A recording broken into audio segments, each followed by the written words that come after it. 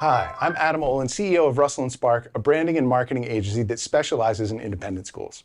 I'm also a former communications director for a 250-year-old Quaker school, so I know that as an enrollment or admissions professional, you are working hard right now to get ready for open house. That's why we created this short course, The Best Open House Ever. Last time, we talked about how to draw the bow to have more effective conversations and campus visits. Naturally, at your open house, you're going to have some kind of refreshments. Today, we're going to see how your enjoyment of those refreshments can influence people's impressions of how welcoming you are. Language is a funny thing. Mr. Rogers was a very warm person, and even though Severus Snape is fictional, we've all met cold people like that. In reality, any person in decent health is the same temperature, about 98.6 degrees Fahrenheit. Even so, these ideas have become so deeply implanted in our minds that physical temperature can influence perceptions about us.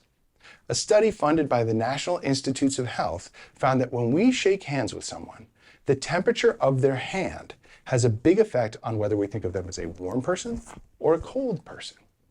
So when you're working a long open house, I want you to remember this one simple rule.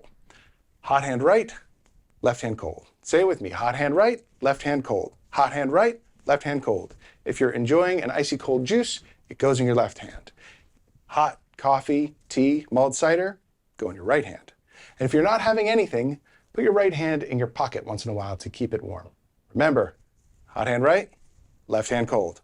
Thank you for joining me. I was delighted to learn this information, and I'm happy to share it with you.